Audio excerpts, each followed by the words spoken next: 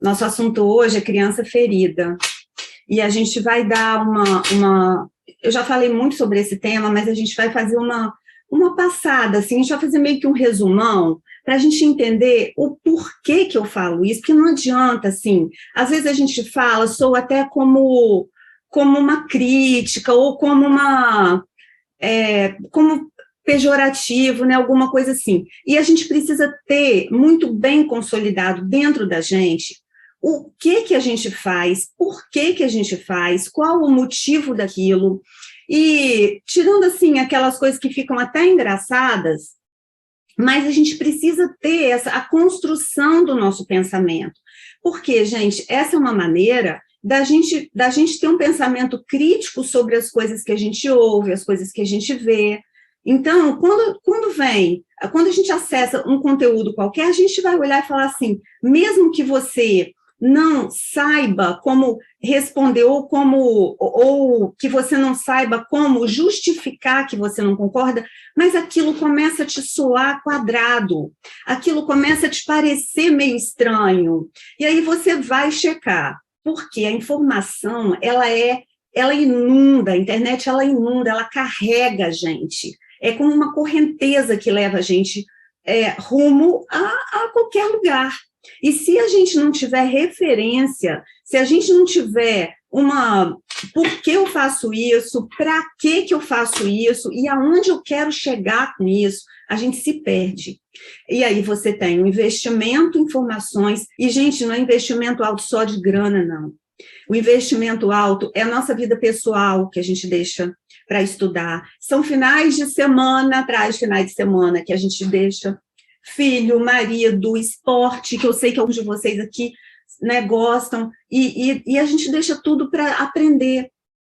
E, de repente, a gente cai em coisas que não precisa, que a gente não precisa passar por isso, entendeu? Que a gente já tem maturidade para dar a volta e sair num outro lugar diferente, mais maduro, mais eficiente. Por isso que a gente colocou essa aula, não foi um tema para chamar, para ter impacto e todo mundo olhar... Não, porque a intenção nem é essa, entendeu? A gente quer realmente, a gente vem com vocês construindo isso daí e levar uma informação de qualidade, né, para vocês. Hoje aconteceu uma coisa muito interessante, há uns dias já, né, que eu venho compartilhando lá nos stories, lá no meu Instagram, o processo de uma orquídea que está florescendo aqui. Coisa mais linda, e eu fiquei apaixonada por esse processo, assim, e é como se a vida estivesse brotando, e eu fui mostrando, e já tem, sei lá quanto tempo, uma semana, nem sei.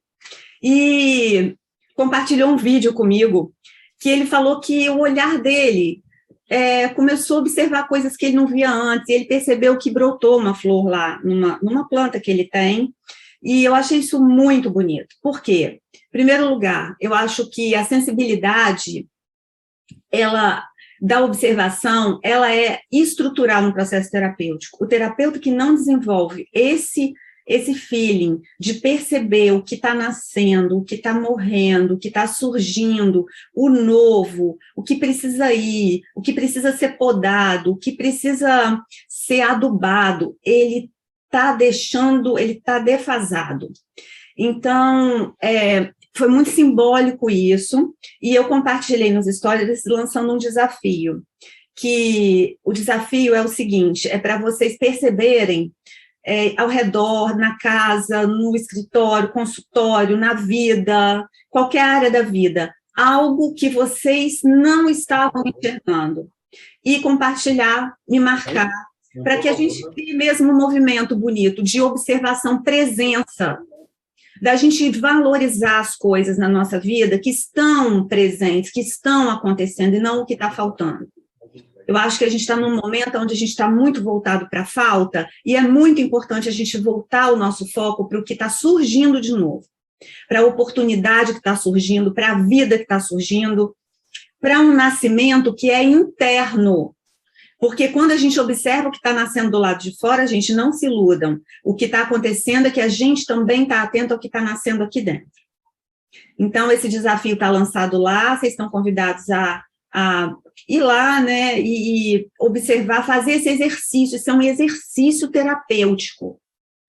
Isso não é um desafio simplesmente de marcar volume de pessoas, não. Isso é um processo terapêutico de atenção, de presença, de observação e de desenvolvimento de percepção de um olhar fenomenológico. Você vai olhar e falar assim, como que isso aqui eu não estava vendo? Estava na minha cara, né? Depois, o Thiago deve ter sentido isso. Como é que eu não vi? Porque a flor já estava grande, como é que ele só viu hoje, gente?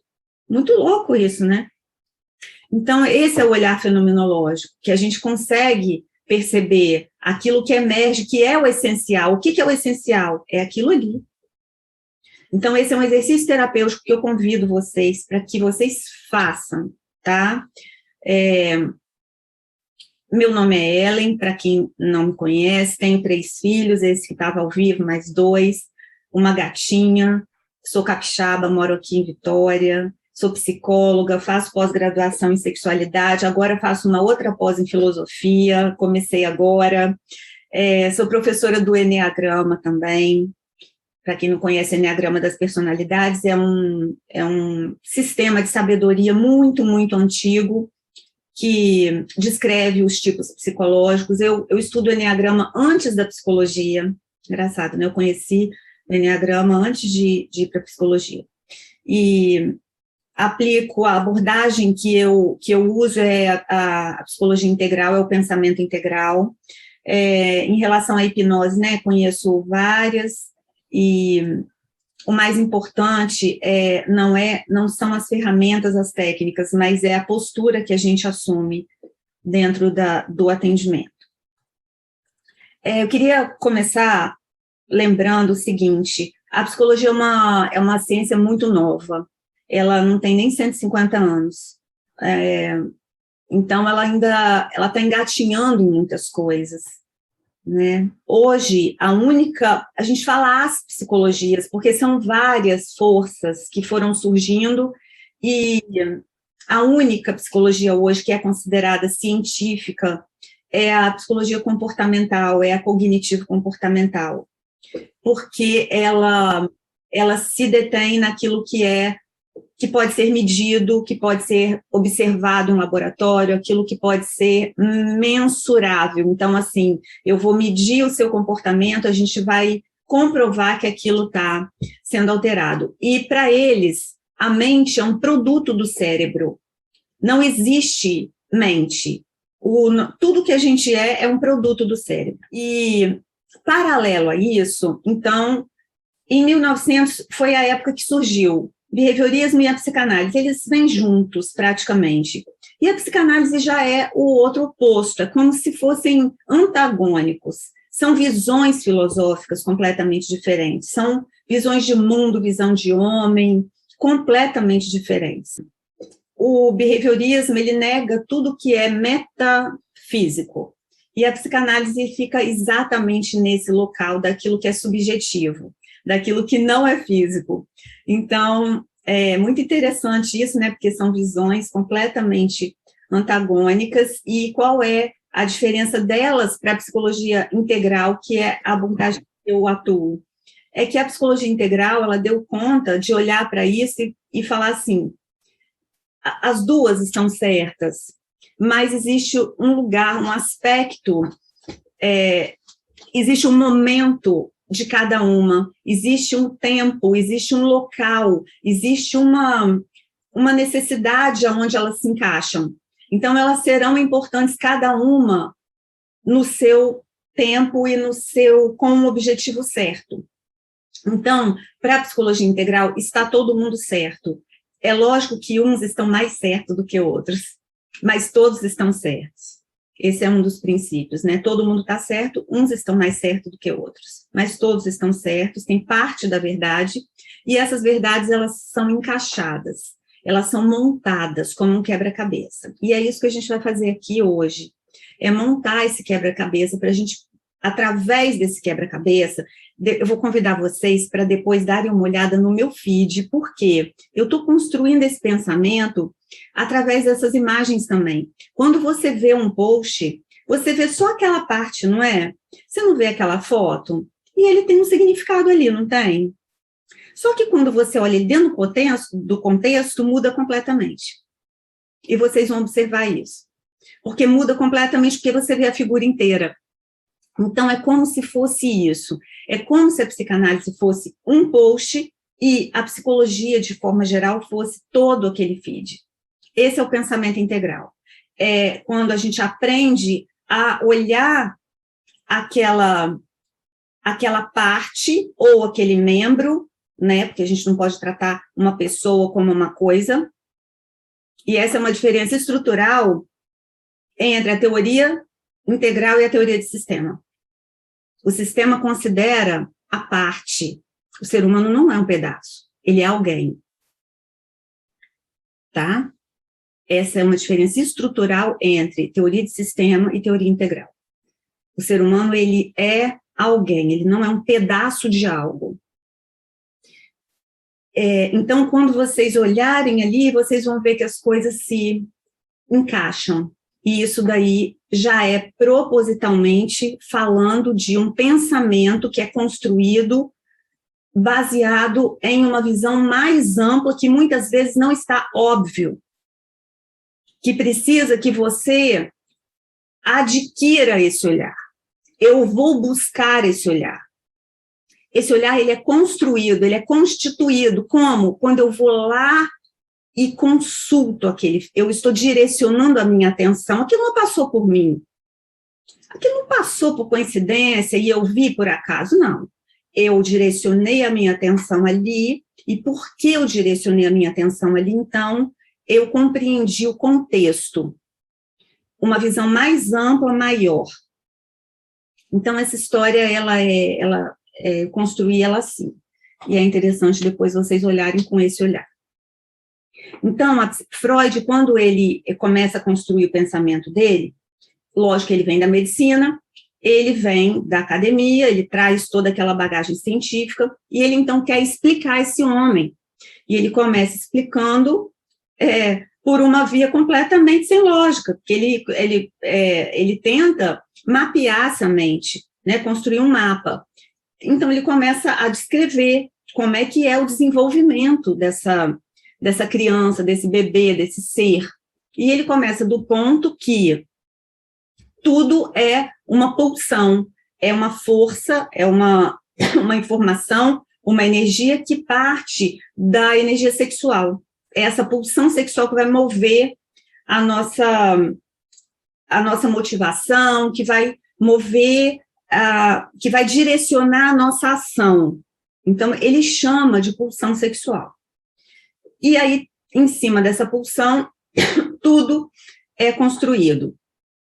Passa um tempo, muitos alunos contemporâneos começam a questionar e falar assim, peraí, mas olha só, não pode ser só isso, porque a minha história não pode ficar presa só nisso, ela não pode me definir, porque como é que vai ser justo? Senão não tem nenhuma chance de sair disso. Se eu já tenho uma história que me define, que esperança que há para mim? E eles começam a questionar isso, né?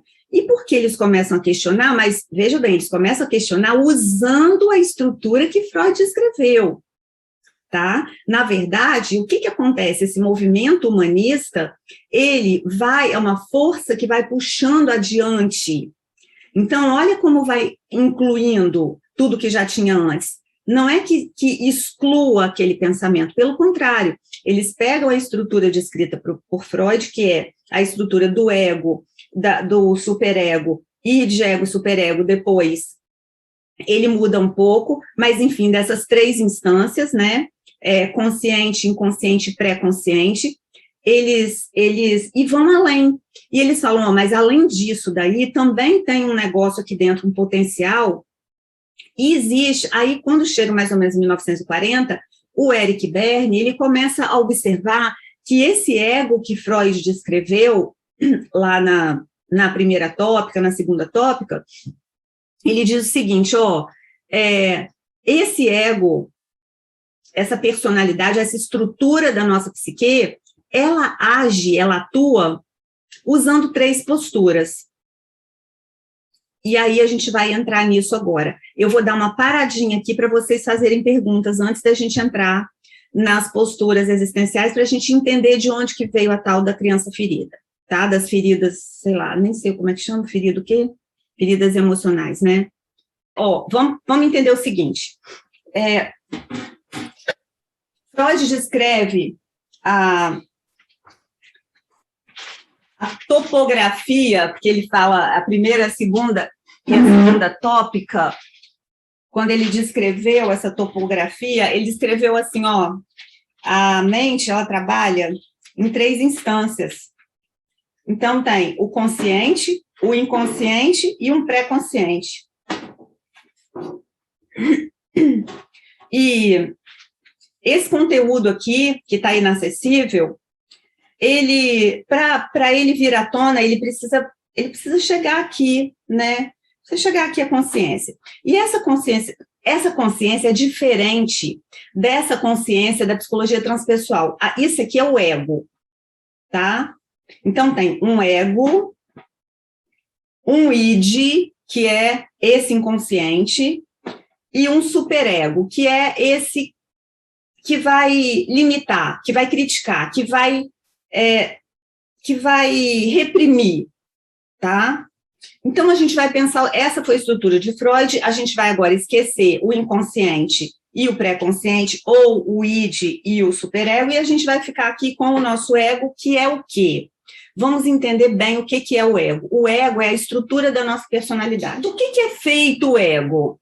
Os tijolinhos que estão construindo o ego são os valores, as crenças, tá? Tudo que a gente vai aprendendo são as nossas experiências vividas. Então, é isso que constrói o nosso ego. O ego é a nossa personalidade base. Então, quem é meu ego? Meu ego é a Ellen. Não é porque eu não tenho um nome. Esse é meu nome, é o nome dessa personalidade. Eu tenho filhos, quer dizer, eu sou mãe, eu sou filha, eu sou psicóloga, eu sou professora, isso tudo é o meu ego.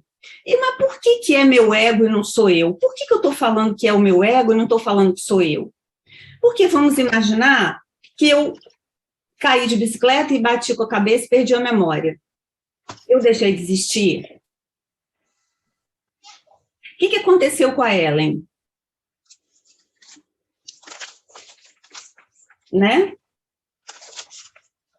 Eu não sei quem eu sou mais, mas eu não existo. Mas essa construção psicológica, que é o ego, ela não existe mais. Porque ele é uma construção de aprendizado. Então, a criança não sabe o nome quando ela nasce, ela aprende o nome por repetição. Mas quando que esse ego nasce? Ele nasce quando a criança dá conta de se olhar no espelho e falar, sou eu. Até lá, ele não tem ego, porque ele está identificado ainda com o todo, ele acha que ele é tudo, ele não sabe a separação entre ele e o outro. Ele não sabe a separação entre o que é berço e o que sou eu. Ele não sabe a separação entre o que é a mamãe e o que sou eu. E aí eu pergunto para vocês o seguinte, como fica o trauma ainda na gestação, se eu não sei que eu sou eu? Por isso que quando eu falo com vocês, quem sou eu? Se eu não sou a Ellen, que sentido que tem de eu ficar desfazendo crença limitante? E se eu hoje acordar e falar assim, a única crença que me limita é acreditar que tem crença limitante? E se eu desacreditar agora? O que vai acontecer comigo? Quem vai me punir? Quem que vai me castigar porque eu acordei e decidi que não tem mais crença limitante para mim? Qual o problema disso? Hã? Qual é o problema de eu chegar no consultório e falar assim, olha aqui, você veio tratar o quê? Crença limitante. Qual crença? Isso não existe. Você não sabia, não, que isso não existe? Ué, não existe, não. Nenhuma crença te limita. A única crença que te limita é você acreditar nisso. E aí?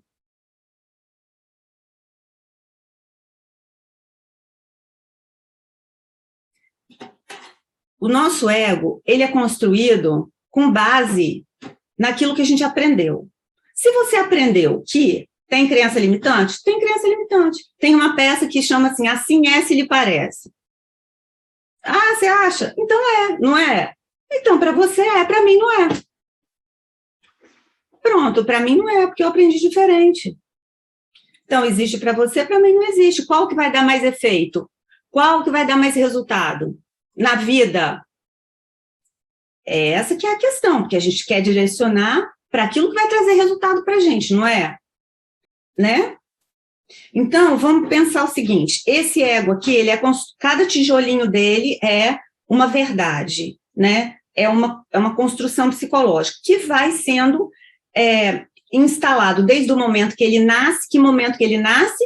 Quando Davi olha para o espelho e fala, Davi, se eu sou Davi, você não é Davi, então nós estamos separados. Aí entrou o quê? A dualidade, porque antes ele vivia na unidade. Ele estava identificado com o todo, ele era um com tudo. Não existia dar e tomar, existia só uma unidade.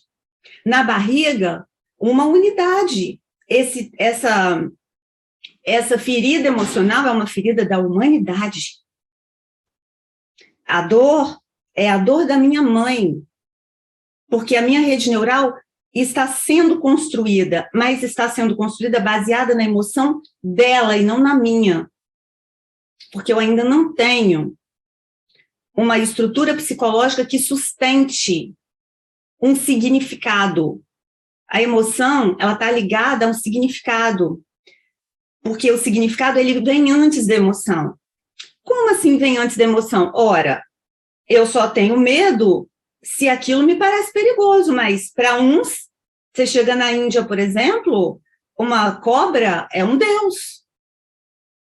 Mas para mim é um animal horroroso, né? Não posso ir ficar numa casa, por exemplo, de hindu, porque eles querem conviver com uma cobra e eu não quero, porque a cobra vai fugir, eu tenho medo da cobra e eles acham que está tudo bem. Então, eu tenho medo, eles não têm medo. Então, o que vem antes da emoção? O significado que eu dou. Uma pessoa olha para o mar e tem vontade de pular dentro do mar, outra pessoa olha para o mar e tem vontade de correr do mar. O que vem antes da emoção?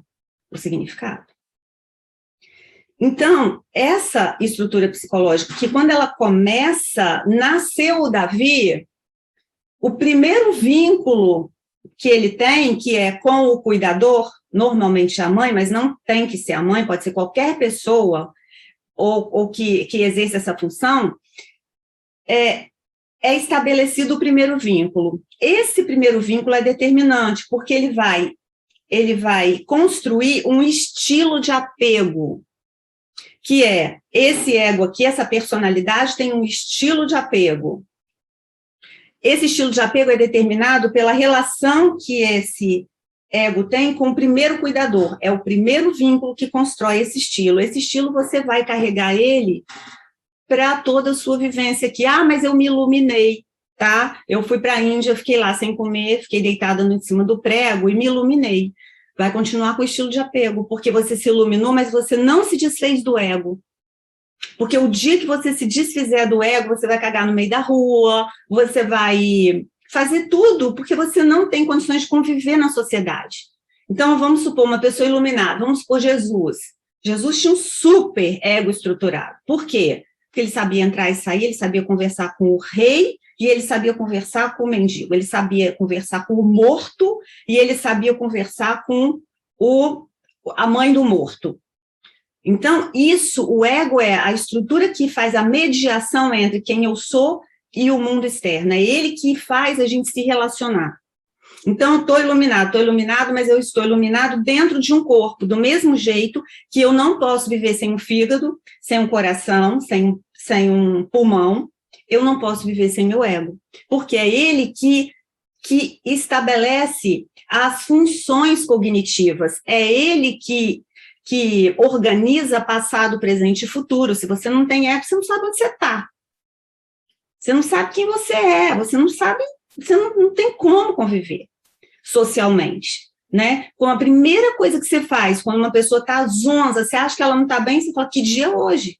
Por quê? Se ela responder, hoje é 2021, pelo menos, né? Se ela souber o ano, você já sabe que ela ainda está mais ou menos bem. Agora, se ela desorientou do tempo, você já sabe que tem que correr.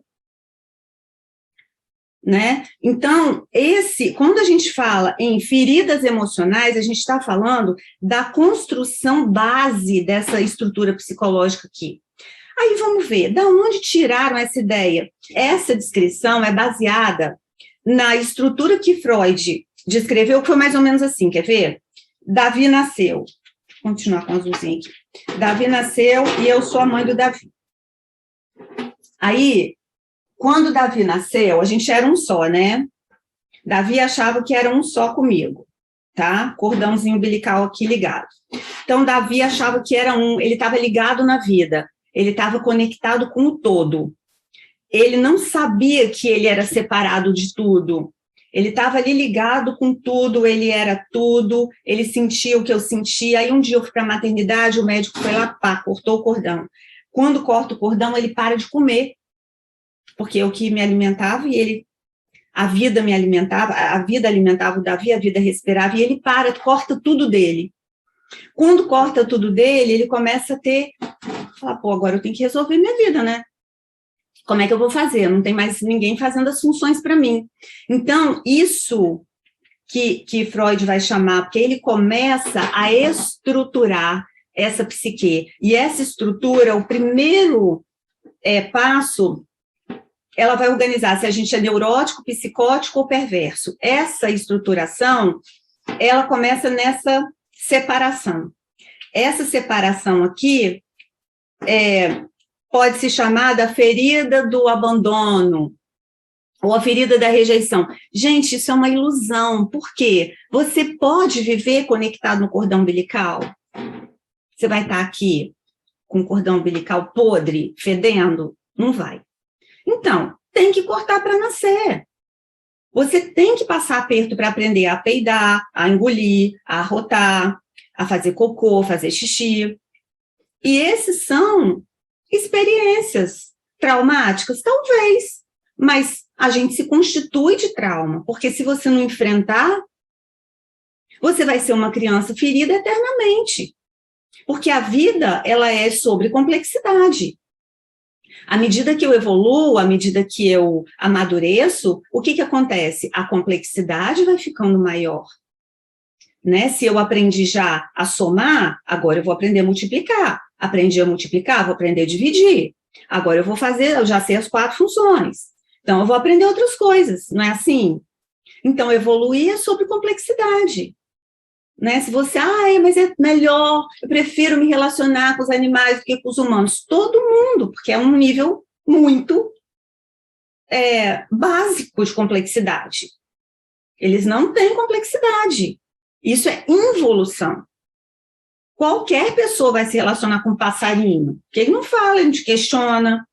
Agora, lidar com o nível de complexidade, ele vai aumentando, e isso é evolução. Então, quando a gente está com o cliente na nossa frente, se a gente olhar para ele a partir de uma ferida, não tem cura. Não tem cura. Porque essas feridas, elas são a nossa construção enquanto ser humano. Você está aprendendo. E a gente aprende saindo do lugar, deslocando. Quando eu desloco, eu incomodo. E aí eu vou me constituindo. Esse ego, quando separou, né, ferida do abandono, ferida da rejeição, ninguém te rejeitou nunca. Mas porque você não conhece minha mãe me deu para um orfanato. Mas alguém não te recebeu? Então, deu e recebeu. E aí, você vai olhar para onde? Você não está aqui? Então, é a partir daqui. Claro que nada disso é simples assim, entendeu, gente? Mas é o ponto da onde a gente olha. A gente precisa sair do lugar comum disso que está todo mundo fazendo. Isso é muito retrógrado. Do ponto de vista do conhecimento, que é sobre isso tudo que eu estou falando aqui, e do ponto de vista prático. Isso não funciona. Porque são clientes que não vão sair do seu consultório e não vão querer pagar, e não vão querer crescer, e não vão querer amadurecer. Porque quem quer ficar preso na ferida emocional, porque a criança não cresce não, tá? Criança ferida não cresce. Pode reparar, ela não morre, ela não cresce, não acontece nada com aquela criança. Ela não vira adulto nunca. Porque tem alguém ali balançando o bercinho. E esse alguém é você, terapeuta, que está caindo nessa conversa fiada. Entendeu? Vamos estudar aquilo que tem função. Vamos estudar aquilo que precisa ser estudado para que a gente ajude efetivamente a pessoa a sair desse lugar difícil, que é o lugar de vítima, que é o lugar da ferida, é o lugar da vítima. Não existe uma pessoa que você veja que mudou alguma coisa na face da Terra que não sofreu o pão que o diabo amassou. E saiu lindamente aí, depois de 40 anos de prisão, Mandela foi lá e mandou ver. Quem mais aí que vocês conhecem? Todo mundo. Então, a vida é sobre resolver problemas. E quem está disposto a isso? Às vezes a gente vai precisar de uma ajuda, preciso tomar um remédio, vamos no psiquiatra. Vamos nessa. Agora, real, porque a gente só pode jogar bola com a bola em campo, não tem como bater ela. Então, se eu falo em ferida emocional, ferida emocional da onde? Da traição. Ninguém te traiu. Quando você descobriu que essa mãe não era só sua, que ela tinha outros interesses, que ela tinha ela olhava para outro lugar, fosse para o marido, fosse para o trabalho, fosse para qualquer interesse, você se sentiu traído, rejeitado. Por que isso acontece? Aqui entra a função paterna. Por que isso acontece? Porque a sua personalidade, se ela não der conta de se desligar dessa mãe para ir para o mundo, e é esse terceiro que faz isso, é quando entra esse terceiro elemento, que se chama de função paterna, mas não tem nada a ver com homem, tá? Não tem a ver com pai, tem a ver com uma função. Quando esse terceiro elemento entra, que corta esse vínculo, que o Davi descobre que eu tenho um outro interesse, que não é ele, que ele não é meu príncipe, meu mundo, meu menino, meu rei, ele se sente traído, mas é essa traição que vai colocar ele no mundo, que vai falar, vai para o mundo, porque lá é seu lugar, não é aqui. Aonde você quer estar? Quem não dá conta de sair desse lugar aqui fica psicótico. Isso acontece para estruturar nossa psique, sabe? Então, essas feridas emocionais que te fizeram o que fizeram você aí, ó, forte, saudável, bonito e terapeuta.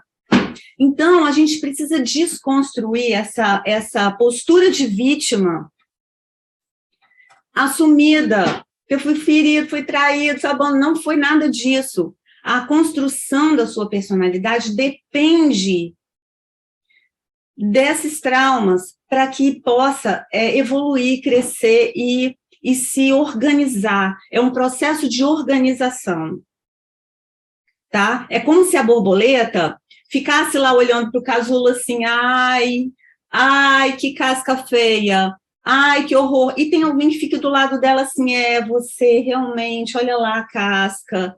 Nossa, como foi difícil, nossa, como foi duro, essa casca está muito dura.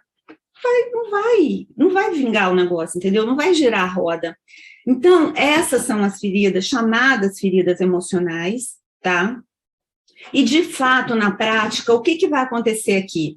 Existe uma dinâmica familiar, seja numa família tradicional, seja num orfanato, seja aonde for que a pessoa crescer, existe uma dinâmica.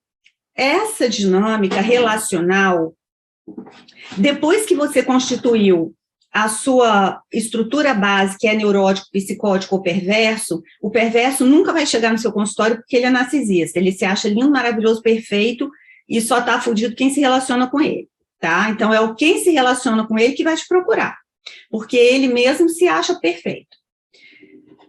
Ou o pedófilo, normalmente, não é regra, né? Ele é perverso.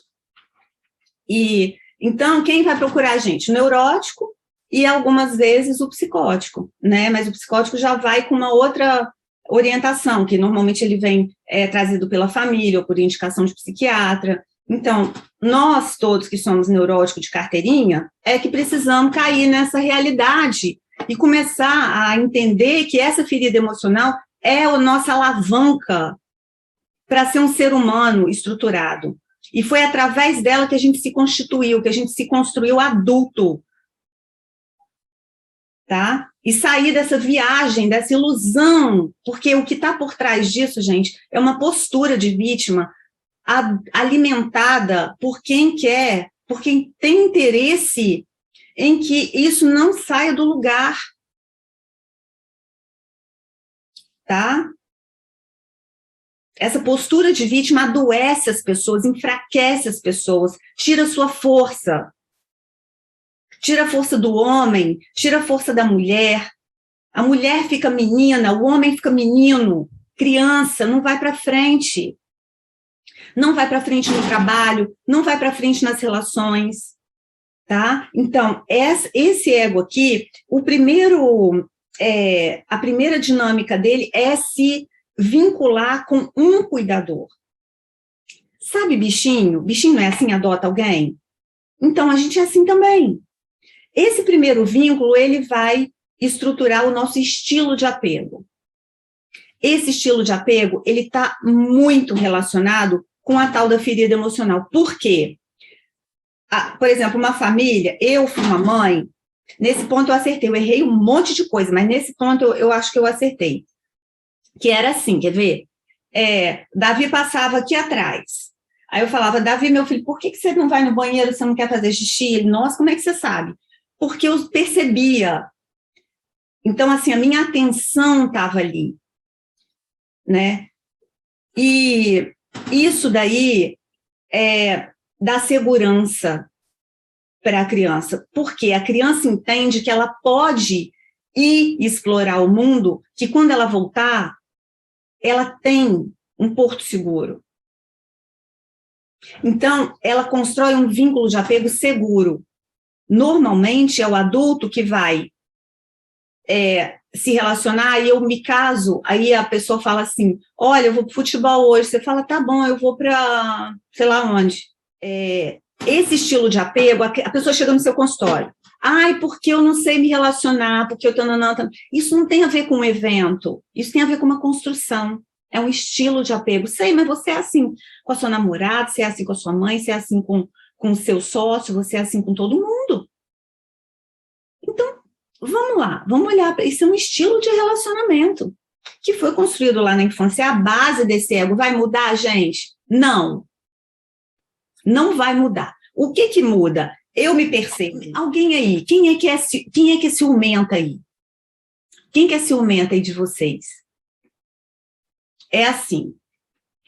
Elaine chega e me fala aí desse ciúme. E vem para tratar esse ciúme maluco aí dela, tá? Vamos lá, fala para mim do ciúme. Eu fiz um curso da criança ferida, tá? Tá bom? Vai lá, Elaine. Eu sou, assim... não gosto de dividir nada com ninguém. Nada, nem ninguém. Eu sou muito competitiva. Eu quero sempre estar na frente. Se não eu fico super nervosa, super brava. Eu sou muito desconfiada, o tempo todo desconfiada, achando que tá fazendo alguma coisa contra a minha pessoa. Porque era isso que eu ia te falar. Eu também quero, gente, estar na frente. Eu também quero estar em primeiro lugar. Eu também não gosto que ninguém fique... Não, eu quero também estar na frente. Até aí estava tudo certo. Agora, aí o negócio já começa... Aí eu já começo a levantar a antena, tá? Porque quando ela fala que ela desconfia de tudo, a gente está falando numa possibilidade, é no si. Tá? Então, aí já me chama atenção. Aí eu falo assim, Elaine, então tá, me fala mais sobre isso daí. Que até então eu também queria tudo que ela queria. Eu acho que todo mundo aqui, né? Todo mundo quer ganhar. Todo mundo quer ganhar. Só que assim, eu quero ganhar, quero ficar na frente. Só que quando eu não consigo, eu fico... Todo mundo fica. Iritíssima, né? Todo mundo fica. Porque o nosso ego... Por que é ego? É egocêntrico. Porque o homem é egocêntrico. O homem só tem olhos para ele, porque não existe o outro. É uma ilusão. Quando a gente se separa, que a gente cria essa ilusão de quem eu sou, a gente se desidentifica do corpo e se identifica com o ego, com essa construção psicológica, é uma ilusão que a gente cria. E essa ilusão é egocêntrica, só existe eu no mundo. O mundo sou eu. Então, todo mundo é assim. Como que a gente começa a melhorar? Quando a gente começa a voltar para casa, qual é o caminho de autorrealização que fala o Jung? É voltar. O que é voltar para casa? Eu começo a me desidentificar desse ego e começo a me identificar novamente com a unidade. Agora, isso daí é uma desconstrução. Não significa que o ego deixa de existir, significa que eu sou capaz de passear por ele. E uma roupa é como se fosse uma roupa que eu dou conta de vestir e tirar. E usar a roupa, e não a roupa me usar. Tá? Então, o ego é uma construção necessária. Aí, eu pego e começo a entrar na viagem da Elaine, que isso daí é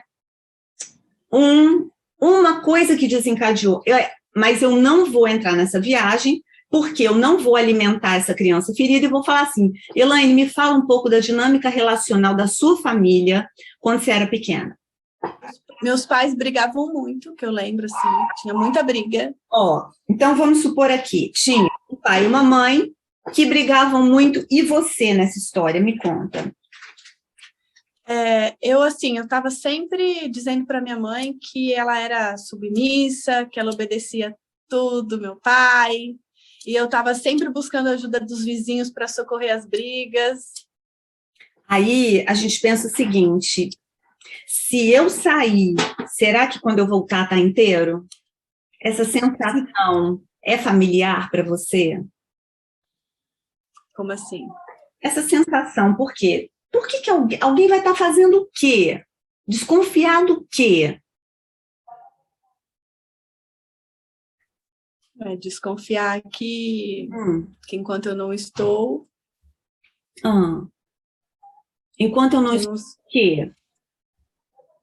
Enquanto eu não estou, eu não tenho mais lugar. Se eu não estou, eu não tenho lugar. Aí, outras pessoas entram e ocupam o meu lugar. Sim. Se alguém ocupar seu lugar, o que acontece? O que acontece se você não tiver lugar mais? Não sei. Não sei onde é. Percebem que é uma criança falando?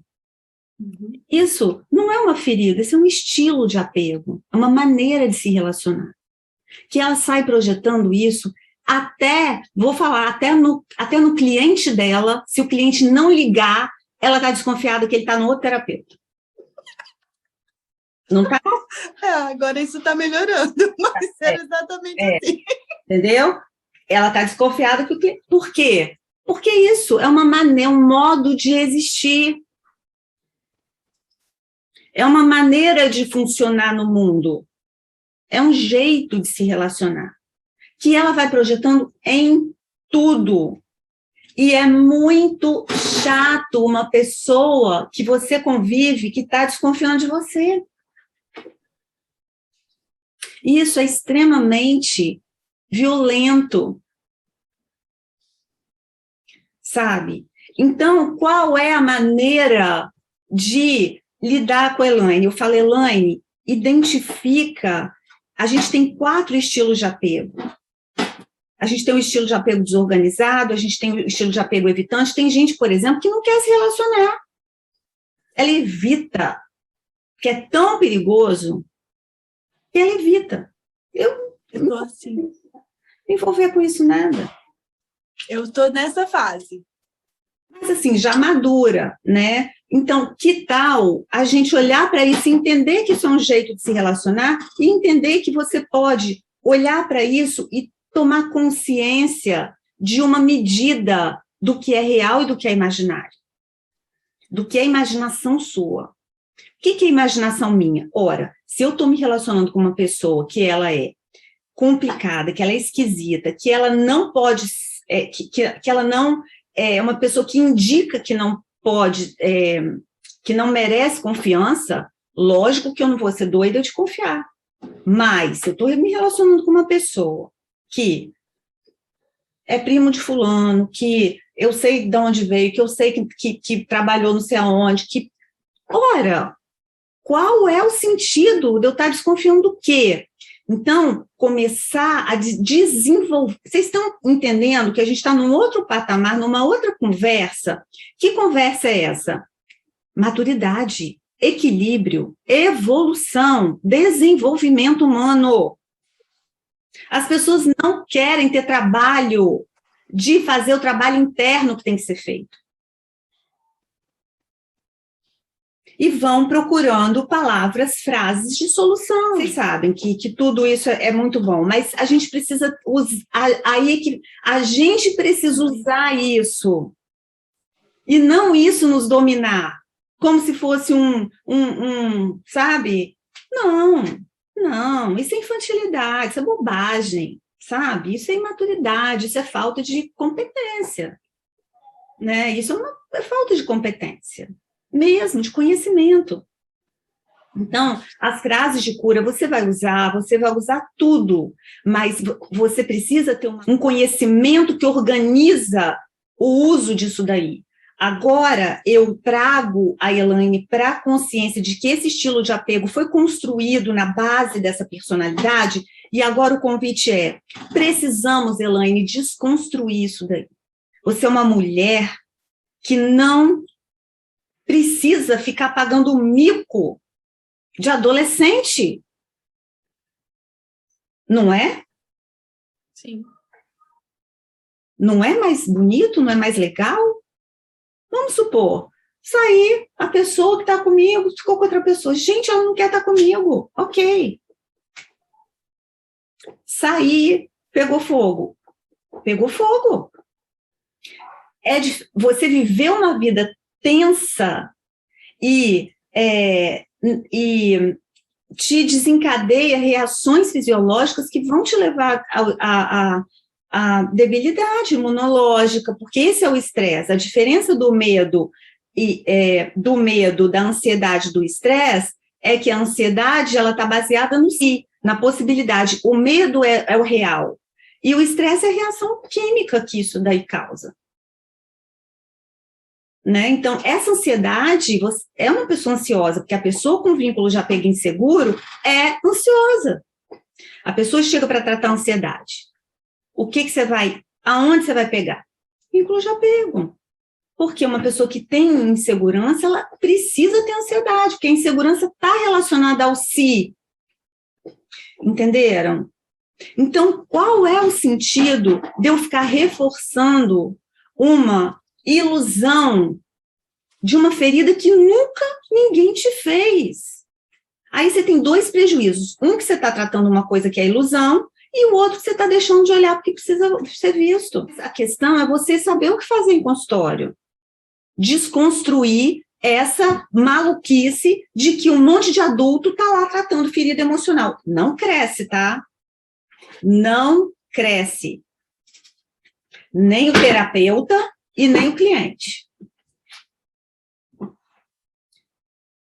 Então, esse que é o convite. Elaine vai sair do consultório, não vai sair animada, não vai sair alegre comigo, só tem uma coisa, ela vai voltar e ela vai me indicar.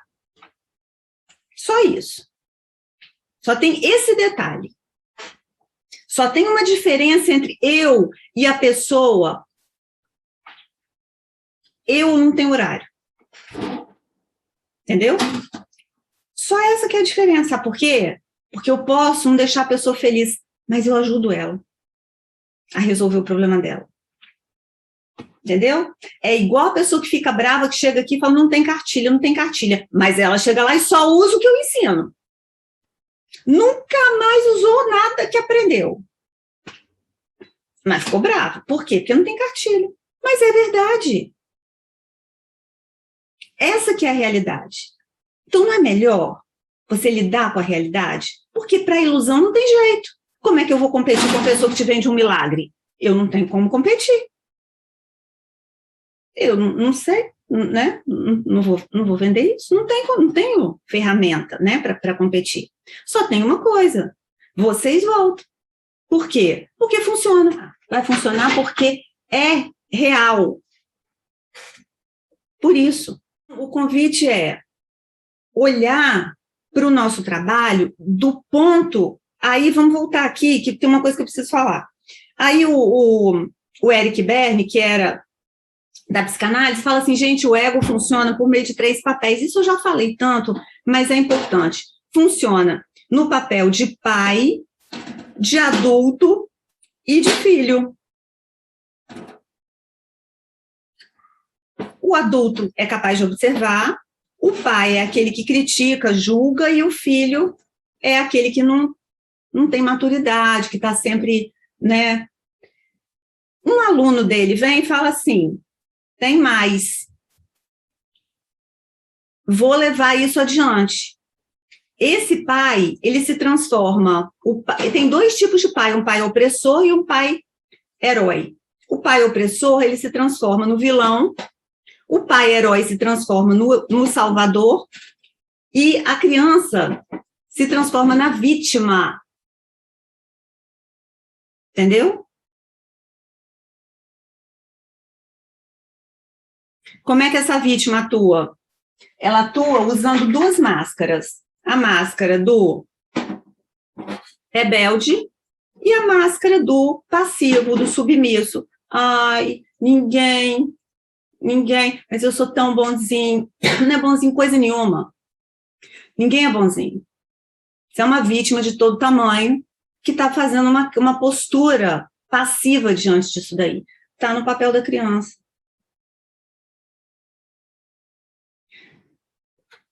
Sou rebelde, não aceito nada, quer saber? Eu não falo mais com meu pai, não falo mais com minha mãe, ninguém presta. Mesma coisa está na criança, só que você está usando a máscara do rebelde. Ah, então como é que eu faço para sair desse jogo? Você não vai sair, porque esse é o jogo do ego. Mas então qual a atitude? Eu simplesmente observo isso. E quando eu observo, estou me comportando assim, eu sou capaz de desconstruir esse comportamento, porque eu me questiono por que eu estou agindo assim, para quê, em nome do quê, onde isso vai me levar? E aí eu respiro e eu volto para o lugar de quem? Do adulto. Que é aquele que pode olhar, e eu sei que tem horas que eu vou precisar ser o vilão. Por quê? Tem um dia que eu vou chegar em casa e falar assim, quem é que fez isso aqui? Ah, foi, me dá a chave aqui, ninguém mais tem chave. Tá? Eu preciso usar o vilão. Tem dias que eu vou chegar e falar assim, poxa, filho, que legal, hein? Pô, você passou sua roupa, nossa, obrigada. Pô, você me ajuda tanto, ligou pro cara, que bom. Vamos pedir uma pizza? Eu vou pro herói. Tem horas que eu tô cansada e que eu vou pra criança, pra vítima. Eu falo, pô, ninguém me ajuda. Poxa, sabe? Pô, tô cansada, entendeu? Mas é diferente de eu viver nesse lugar e de eu me identificar com esse lugar aqui. Eu não sou a pessoa que tem ferida emocional, eu não sou o vilão, eu não sou o herói, eu não sou criança, eu sou aquele que observa isso e sei que tem uma estrutura psicológica que depende disso daqui para fazer a minha mediação com o mundo, assim como o meu pulmão precisa de ar, o meu rim precisa de água e o meu coração precisa de ar. Esse é o meu ego. A gente pode imaginar que ele é um órgão, só que ele não é material. Ele é o software, ele é o programa que faz a gestão da loucura toda que a gente vive. Entendem? Ficou fácil agora de entender? Simples. E por que a pessoa vende ferida emocional? Porque não tem outra coisa para vender, gente. Porque não sabe. Simples assim. Ah, mas não sabe? Não, não sabe. Porque para você entender os processos, você precisa se dedicar a estudar, pesquisar. Isso aqui é simples assim, mas na hora que você vai ler, é um negócio de todo tamanho. E outra, só vai ficar no mercado, pelo menos vivendo disso, quem for por esse caminho, tá, gente?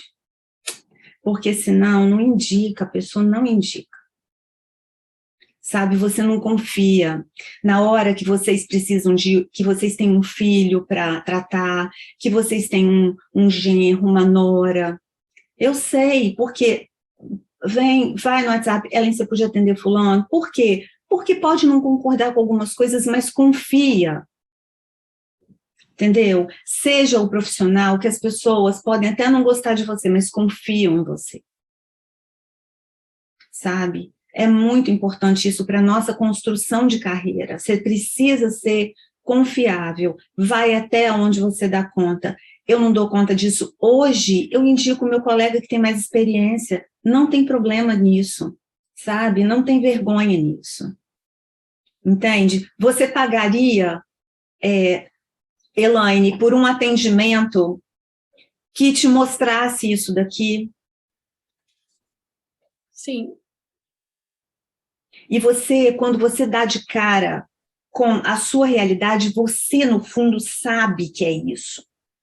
Para a Elaine, é natural ela entender que aquela confusão toda que ela vivia, é óbvio que uma pessoa vai crescer com uma insegurança.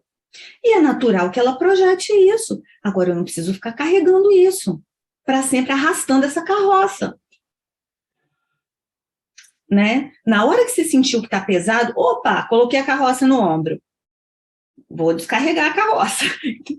Pode ser mais difícil para a Elaine nesse aspecto, mas tem outros que ela desenvolveu mais do que eu. Porque um vínculo de apego inseguro, ele pode te trazer esse transtorno, mas você também desenvolveu um monte de habilidades que eu não desenvolvi. Então, não tem melhor e pior, tem características de personalidade que você vai precisar lidar com elas, sabe? Talvez um vínculo de apego seguro, você vai ser feito de besta até. Ué, não é? Então, não tem melhor e pior, né? Tem maturidade, tem comprometimento, tem desenvolvimento pessoal sério e organizado, entende? Vamos abrir para perguntas? Ellen, no resumo geral, assim, pelo que eu entendi, quando uma pessoa ela tem uma impressão, uma sensação que a acompanha nos relacionamentos, na vida adulta, vamos dizer, uma sensação de, por exemplo, vou chutar aqui, de incapacidade ou de se diminuir. Você quis dizer que essa sensação, que ela foi constituída a partir das relações que ela tinha na infância, ela sempre vai acompanhar a pessoa, ela sempre vai sentir e vai projetar isso nas relações. É como se a solução fosse ela olhar para isso e dizer, não, tá, eu tenho isso e eu sempre vou ter isso. Eu compreendo que eu tenho isso e a solução é, eu aprendo a lidar e a conviver com essa sensação. É assim? É assim, quer ver? É e não é. Sempre a minha resposta é essa, né? Vocês não acostumaram até hoje. É e não é. Qual é a resposta? Sim e não, ao mesmo tempo. Mas ao mesmo tempo, ao mesmo tempo. Vamos entender como que é ao mesmo tempo. Eu estou aqui. Aí, eu tenho um cabelo ruim, tá? Vocês estão vendo aqui porque ele tá lavadinho, shampoo vegano, né? Se lavar com sabonete, ninguém aguenta encostar. Desde que eu nasci, tá? Desde que eu nasci. Então, essa é uma característica minha. Tudo bem. O que eu vou fazer com isso?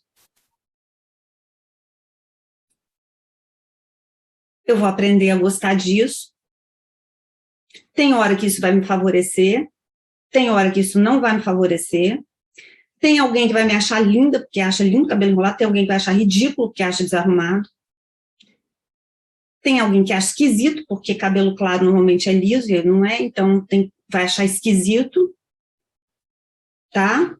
É bom ou ruim? Né? Só que a gente construiu uma ideia de que a gente tem que ser adaptado, 100% adaptado. Então, se eu trago uma sensação de incapacidade, eu tenho que matar essa sensação. Ela tem que morrer. Então, eu vou no salão e faço uma escova definitiva.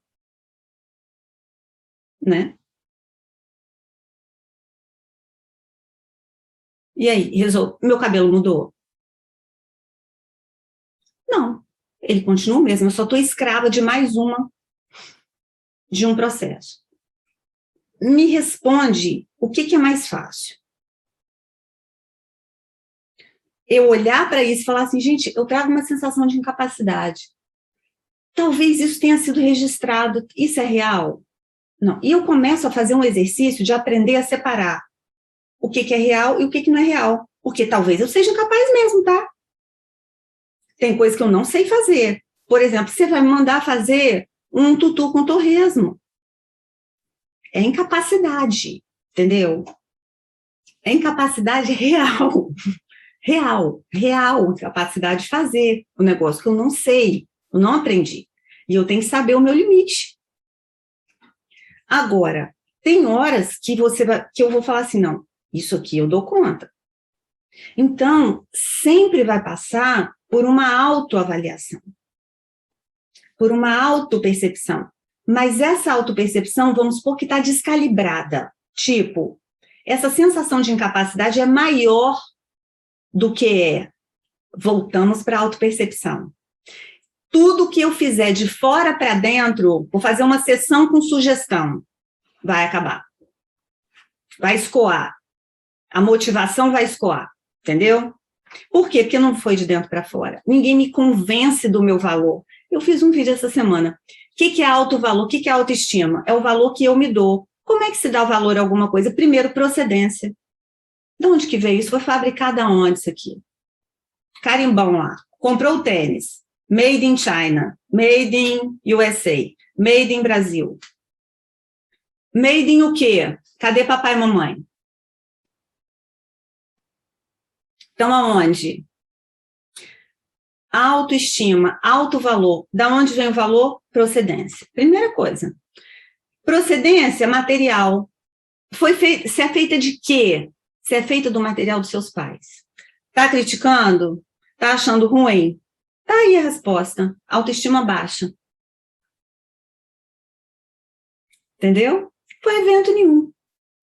Não tem evento que valorize quem você é, a não ser reconhecer de onde você veio. Porque quem não sabe de onde vem, não sabe o valor que tem.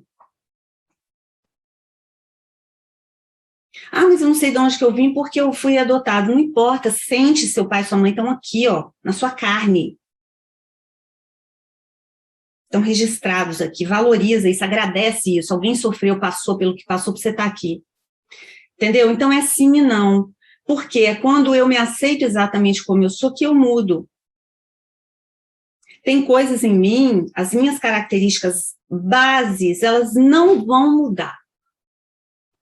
Eu vou mudar e vou usá-las em meu favor. Elas serão o meu ponto forte.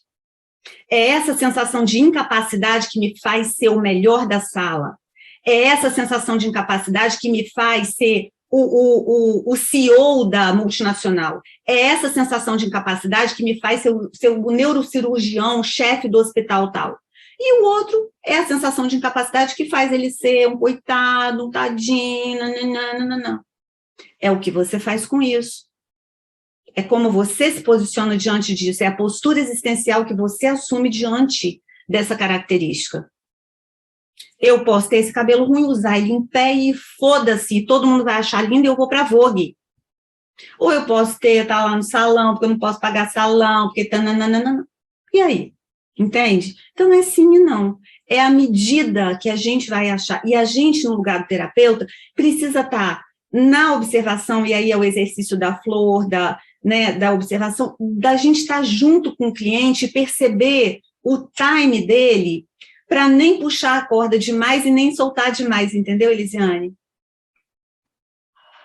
A gente tem que estar junto dele, mas sempre motivando para ir um pouquinho além, entendeu? E nunca trazendo ele para essa postura de vítima que não vai resolver nada. Eu não vou crescer 1 centímetro, vou continuar com 1,60 m, eu não vou mudar. E aí, o que eu faço? Eu uso isso em meu favor, eu transformo a situação, eu não transformo a questão. A distorção é o olhar. Eu transformo a condição que eu me coloco diante daquilo. Porque todo ser humano vai lidar com a falta, com a dor, com a sensação de incapacidade, com a sensação de traição, com a sensação... Porque a gente passa por isso 1000 vezes. A gente vai passar isso a vida inteira. E aí, você vai aprender ou não? Ou você vai querer excluir essa sensação? Excluiu, volta. Cada vez pior para você aprender. Ellen, muitas vezes você já falou assim, né, em aula, e eu queria entender isso aí, pegando esse gancho dessa conversa. Você falou até que ponto essa palavra soltar, quando você diz assim, a gente precisa soltar o que não é nosso, a gente precisa soltar os pesos que não são nossos, que a gente carrega. Mas até que ponto eu posso mensurar que pesos são esses que eu posso soltar e quais são os carimbos que sempre vão me acompanhar? Ótimo, ótimo. Esse discernimento. Segura aí, Beth, segura aí, tá? Que eu vi que você estava com a mão levantada, segura aí. Até que ponto que a gente vai soltar? Isso daí é uma fórmula que ela precisa ser aplicada caso a caso, tá? Porque eu vou soltar aquilo que eu não tenho como mudar. O que eu não tenho como mudar? Meu cabelo. Minha altura.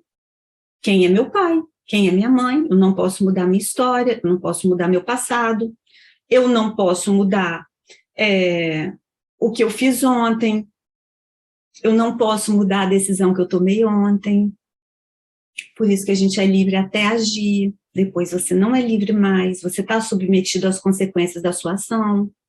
Aí a pessoa vem tratar uma merda que fez na vida, porque quer se livrar daquela sensação. Não vai, porque o processo de crescimento envolve lidar com as consequências dos seus erros.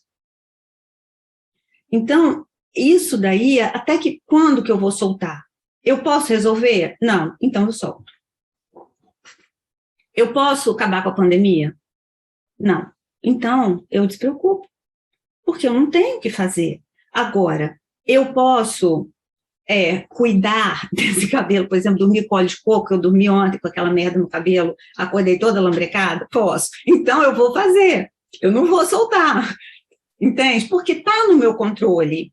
Eu posso, por exemplo, melhorar o meu comportamento diante disso? Posso, então não vou soltar. Aonde eu vou atuar? Na esfera do real. Por isso que é importante a gente estar na realidade. Por isso que é importante a gente desfazer a fantasia.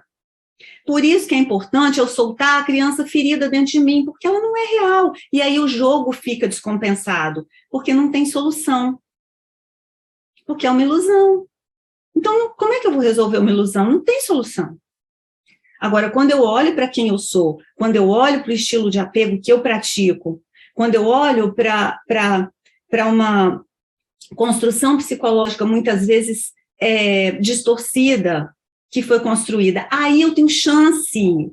Duas coisas aí vão chacoalhar: a dor e o conforto. Porque o conforto vai te estagnar.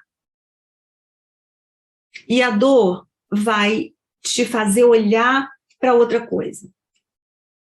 Essas duas coisas vão te chacoalhar, porque você está lá tratando criança ferida, chega uma hora que não tem resultado, mais ninguém te diz que você não tem cliente.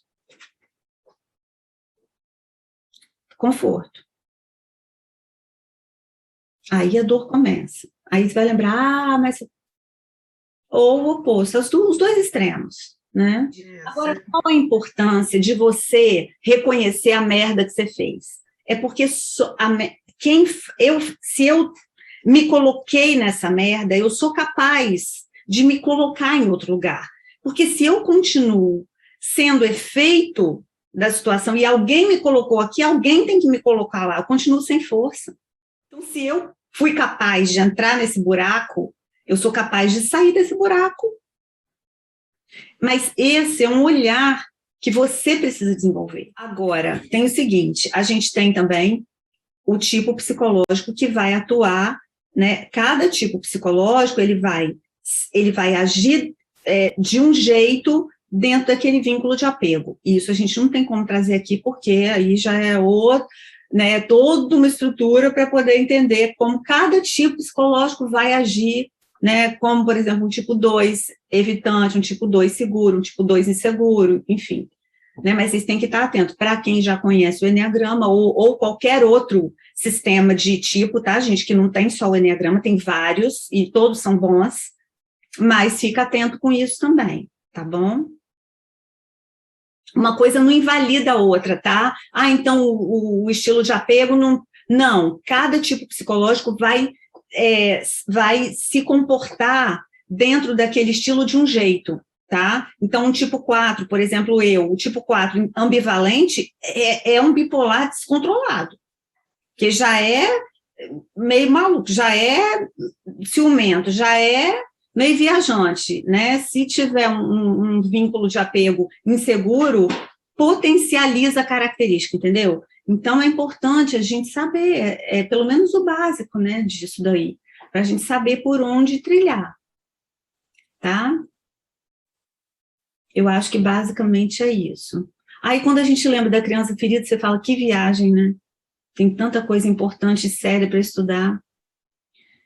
Então, vocês precisam, o primeiro ponto com qual visão de mundo eu me identifico? Eu me identifico com a visão mais transpessoal, mais integral, eu me identifico com o quê?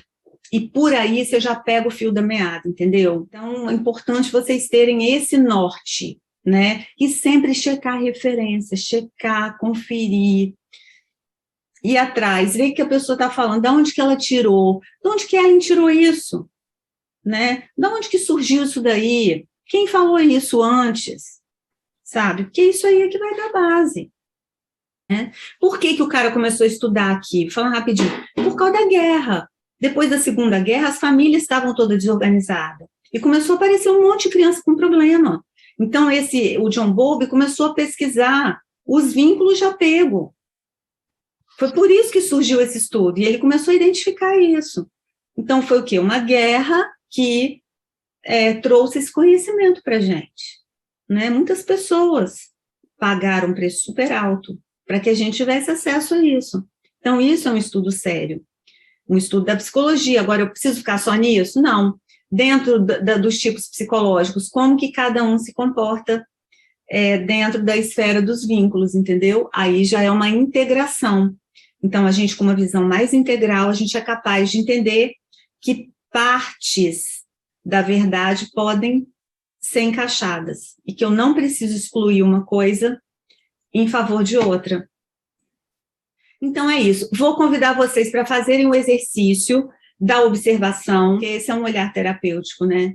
Esse é o olhar que a gente precisa desenvolver. Quando a gente desenvolve esse olhar, o resto a gente puxa, a gente vem, a gente traz isso. Porque se o nosso cliente consegue observar dentro dele o que está brotando, ele não vai olhar para o que está morrendo.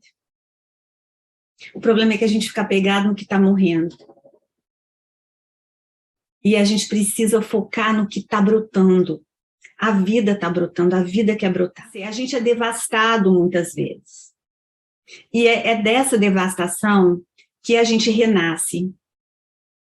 É muito mais fácil a gente se enxergar quando a gente perde muita coisa do que quando a gente ganha muita coisa. Então, essa autopercepção, quando a gente consegue se ver, quando a gente mais se desnuda, né? Faça uma observação. O desafio é encontrar alguma coisa que está nascendo na sua vida e fazer uma foto, se puder fazer foto. Se não puder fazer foto, pega uma imagem que represente e na imagem você marca. Para a gente poder fazer esse movimento de que a vida está expandindo, a gente está evoluindo, a gente está num processo de desenvolvimento, e nesse processo de desenvolvimento a gente está produzindo vida, mas essa vida a gente não está produzindo só para a gente está produzindo para a gente e a gente está espalhando isso. Essa que é a beleza. A gente não cresce sozinho, a gente cresce e carrega muita gente.